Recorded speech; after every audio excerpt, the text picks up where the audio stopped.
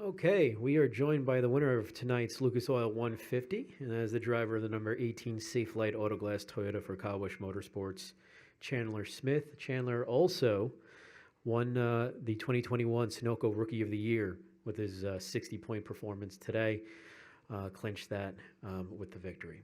So congratulations, Chandler, on a great night and a great season.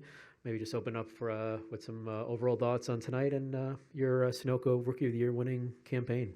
Yeah, overall, we unloaded today, got out on the racetrack, and was really good. Our Safe Flight Autoglass Tundra topped off P2 right off the bat, was really comfortable, but was here in 2019 and kind of fought the same thing and had a little experience under my belt and also some good notes to base off of. And as the track gets rubbered up and it gets hotter, it's kind of like a misconception, I guess you could say, that first practice is. It's just to get everything dialed in and know how many, we go off of number scale, how many numbers we're going to have to free up to be good for the race ultimately. So we didn't get a mock run in, and I told my crew chief, Danny Stockman, how many numbers freer we honestly needed to be from the end of practice to qualifying for us to be good for qualifying, and obviously we were pretty solid in qualifying. So gave us a good direction as far as pre-race adjustments and where we needed to go to be really good tonight.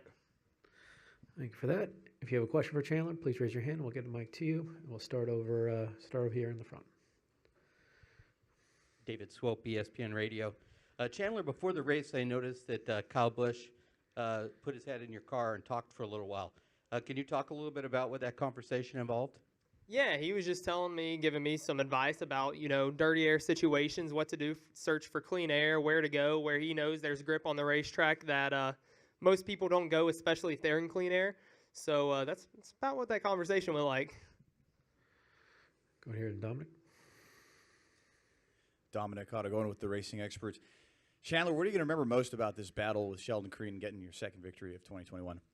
How much respect we had for each other. We were able to race extremely hard without touching, and I guess driving each other ultimately dirty, playing air games and this, that, and other. And I'm sure the fans loved it. I don't know. You guys can be the dictate on that, but I felt like we put on a really good show for that first stint or whatever it was, and we raced really hard, and I'm sure it was pretty exciting. I know it was for myself, but we did it in a clean way, and this series hasn't had that this whole season. It's been really dirty. So I was really happy to see that we were racing that clean with each other, and it just made me really happy because it reminded me as a kid of watching NASCAR and Cup on Sundays and seeing that respect between drivers. Go to Daniel, and then go up to the press box and Zach and Bob. Daniel McFadden, FrenchStretch.com. Chandler, can you describe what it was like for you to do the dual burnouts with Ben on the front stretch? What that moment was like for you? Yeah, I was just doing a burnout. I knew that was going to be my last one of the year because I race super late models on the side of this, and I'm not going to do a burnout in a super late model, especially with how much it costs.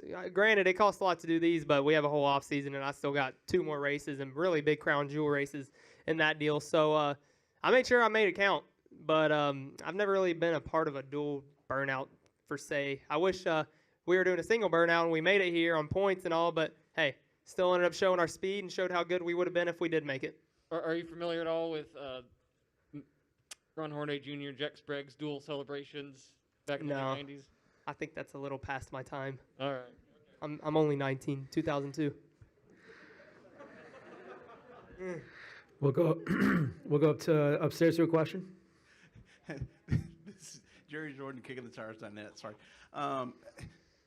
When you were working your way around the 99 there, I guess you were going to you kind of sailed it off into turn 3 and 4, but really held your line as he was going off the track. Were you worried about being a factor in the outcome of the championship at all? Because you race, as pointed out, you race clean all night long, no matter which truck you were passing or you were around. Yeah, I just I try to put on, I wouldn't necessarily say an example, but I race others the way I'd like to be raced. But if somebody starts racing me really aggressively early on or doing stuff that I feel like it's not necessarily, I do it back, or I remember and I pay you back later on down the road for sure. But I try to give everybody a break and race clean, and because I feel like that's what the sport was kind of built off of, and why it was so exciting, because all these guys were able to race each other really hard without being dirty and just booting a guy out of the way and getting on with their business. Actually race side by side for laps and laps without, touching is all good, but there's a fine line of just going in there door slamming people too. So that's kind of the way I approached tonight. I was going to be I wasn't ever really going to be aggressive. I felt like our truck was good enough to where I'd never had to be aggressive. We weren't in a position to be extremely aggressive like we were at Martinsville. So our goal was just to go out here and win. Zach?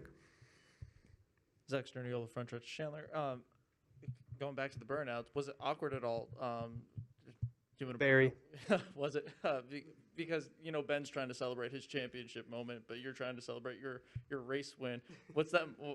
Does that thought come into your mind? Like, should I be doing this right now? No, that thought didn't come to my mind until I got out and I looked over. I was like, well, this is kind of awkward. And he's got his whole team there. My team's in victory lane. My right rear tire's flat. And I don't know if they want me to drive on this flat tire or not. But, I mean, was it a good burnout at least? I haven't seen a video. Was it a pretty good burnout? All right, good. That's good. That makes me happy then. So it was worth it. Bob? Bob Pockers, Fox Sports. What do you think this playoffs for you does for you next season, just as far as trying to go for a championship? I definitely think it doesn't make me look bad. We had our ups. We had some bad luck, but ultimately we had a lot of speed, a lot of consistency. So that looks good for myself. Looks good for Danny. It looks good for Safelite, Toyota, and all. So just building blocks. Go right here. Luis Torres, the podium finish. Of course, when you were climbing up the ranks, you were very successful.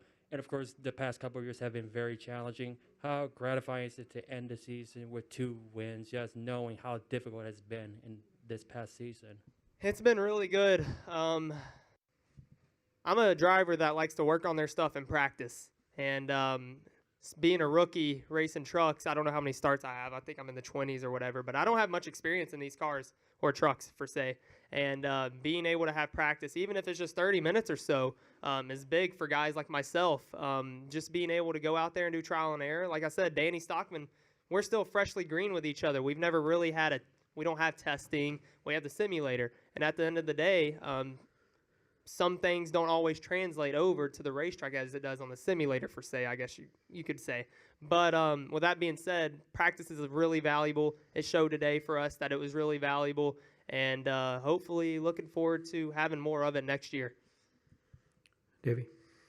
Hey, Chandler, Davey Siegel with Front Stretch. Luis was kind of mentioning it, but you had an up and down season up until the playoffs, and then you won twice in the last 5 races.